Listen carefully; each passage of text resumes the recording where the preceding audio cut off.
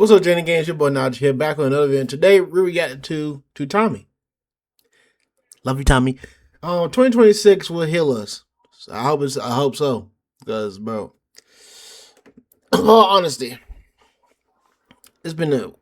for me, it's been I can say okay year. But for everybody else, not so much. This is pretty much terrible. Let's get into it. Like and subscribe for more reaction, guys. I love you. And let's make it to this 1,000. Love y'all. JN game for life. Well, I'm saying NG game. Love the 2020s so far have been a bit rough, to say the least. Soon we're gonna be 6 years into this decade, and a lot of people are saying there hasn't been an it year for us. And I speak for all human beings on Earth when I say 2025 was not that it year. It's hard to find a single soul that was even positive on the internet this year. And I may be a part of that hating, sure, but I blame everyone else for that. The internet made me negative this year and turned me into a villain. It seems at any moment this year, was prepared to fight in the street and get ready for war. And by I mean the president of the United States invading a country for oil. I think you're going to find that there's a very receptive ear to doing exactly what they're doing, taking out those boats. And very soon we're going to start doing it on land too. Venezuela. How about we're buying oil from Venezuela? When I left, Venezuela was ready to collapse. We would have taken it over. We would have gotten all that oil. It would have been right next door. If we look back at when I talk about the 8 years of the past, we got 2016, obviously for Gen Z, with a mix of 2017 and 2018. Great music was coming out. Great movies were coming out. Things were actually affordable. For the 2000s, you had 2007 for the millennials, mainly with the same things Gen Z had for 2016. It's a damn shame. I should have bought a house back in 2007. Golly! That's the house market in 2017? Made in house value. It was what the frick is you? Okay, it's California. It's gonna be high. Tragic. Instead of being a dumbass kid. The boomers were right. I wasn't working hard enough as a 4-year-old back then. So now I have to pay the sins of being lazy and spending $1 million for a shack of a house. So currently we're still looking for that it year of the 2020s, and we may have to look no further because 2026 may be the one to save us. As a matter of fact, if you're broke now, then lock in and don't be by next year. Find a job and do the horror of working, because we're getting so much content next year. And of course, we gotta start off with none other than GTA 6. And the moment GTA 6 drops, I'll let you know right now, nothing else will matter to people in life. Jobs are gonna go unmanned for weeks on end. Babies globally will starve from fathers not feeding them. Scratch that.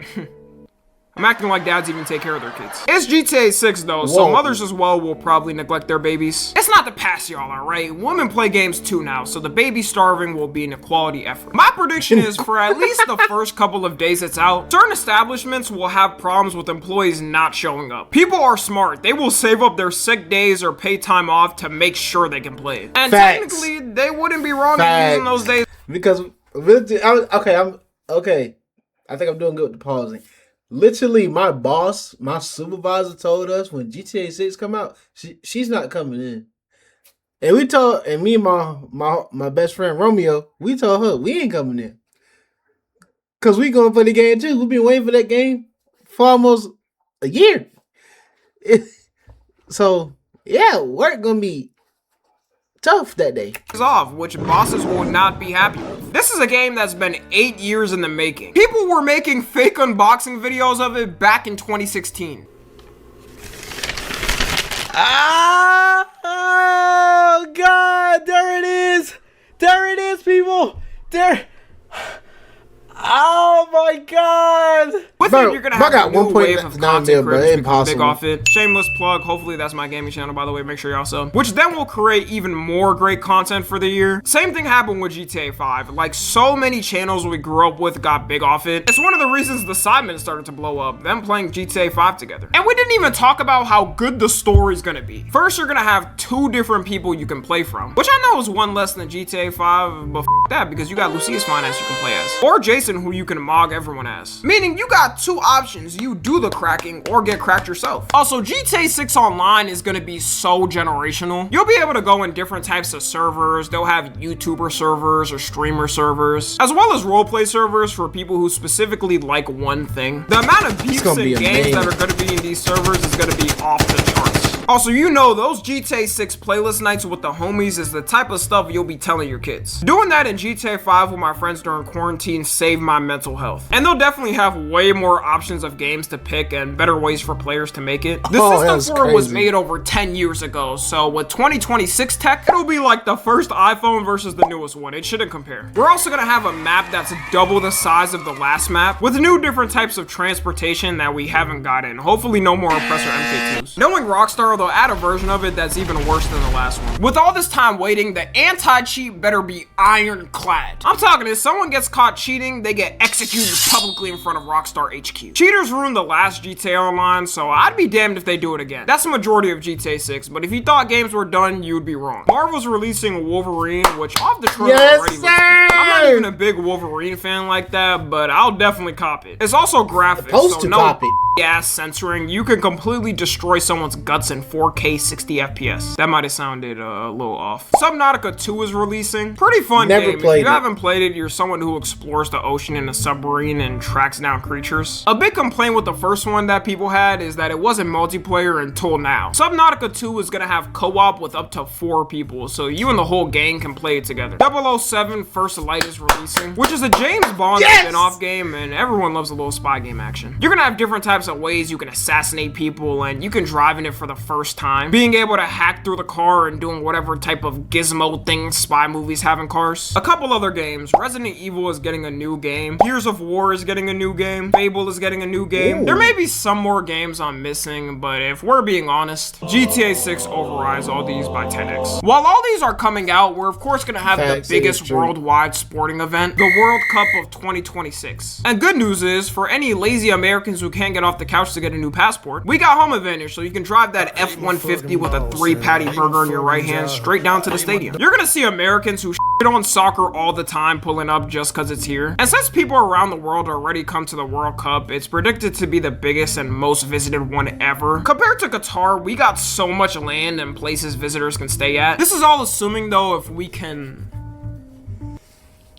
get tickets for it. A nosebleed is gonna be going for like 5 bands here. Scalpers may be the ones to ruin the event, but I'll keep my hopes up. We're also starting off great because Israel got eliminated in the qualifiers. And in 2 of their games, they scored 0 points on who they were against. Unfortunately, this time, the win was not promised 3,000 years ago for them. That card no longer works and they'll have to get their wins by skill from now on. All the matches are being hosted in major cities in America like LA, Seattle, New York, Boston, Miami. For some reason, though, you have a couple of games held in Kansas City. What billionaire in Missouri paid for this shit? It was almost perfect. Ain't no one coming from around the world to the US thinking about visiting Missouri. I wouldn't be surprised if people around the world haven't heard what Missouri is. I'm worried they wouldn't even feel comfortable being there. You know they're getting all types of slurs ripped at them for being there. The games in Canada are gonna be in Vancouver and Toronto. The games in Mexico are gonna be in Mexico City, Guadalajara, and Monterrey. The amount of creators and celebs there is probably gonna be the most the World Cup has ever seen. Speed of my prediction is gonna be a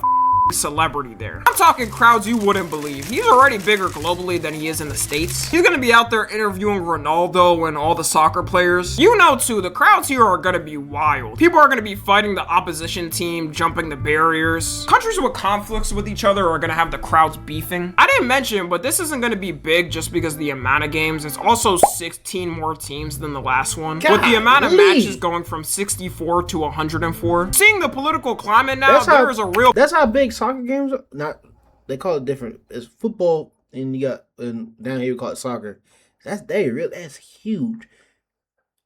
It's huger than the Super Bowl.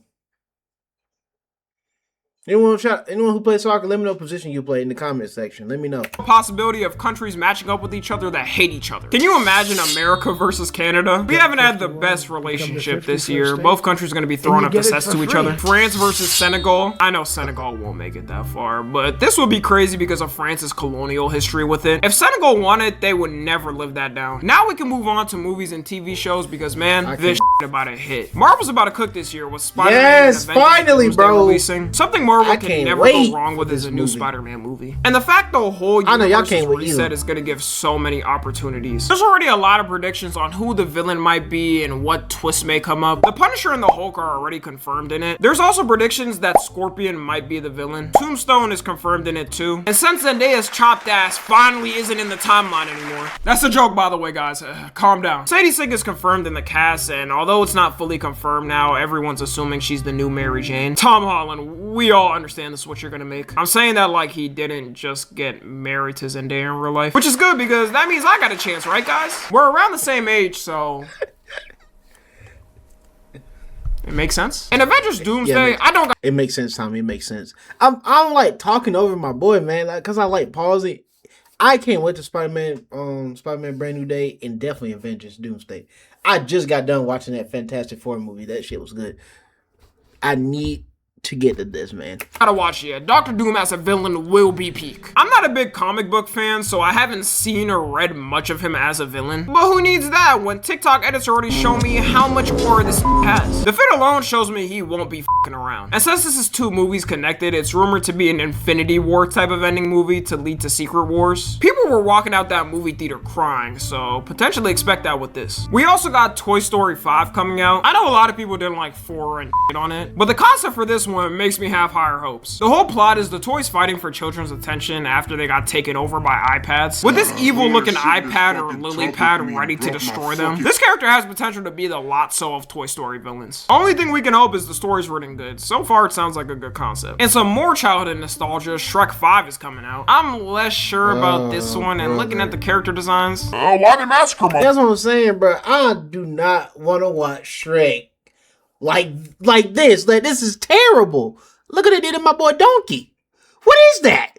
Look at Fiona. Shrek. And the kid. him and Donkey look like if I told ChatGPT to generate what it thinks Shrek and Donkey look like. I know they have to upgrade the character designs for modern times, it just looks off. The Super Mario Galaxy movie should recover from this potential loss. The visuals are gonna look so insane and mind-boggling. Super Mario Galaxy off purely aesthetic just feels nice. If you watch gameplay of it now with HD graphics, it holds up so good. Me personally, I like it better than the Super Mario Odyssey aesthetic. The Michael Jackson biopic is releasing. I'm gonna be in theaters dressed like Michael, staring at the screen just like this.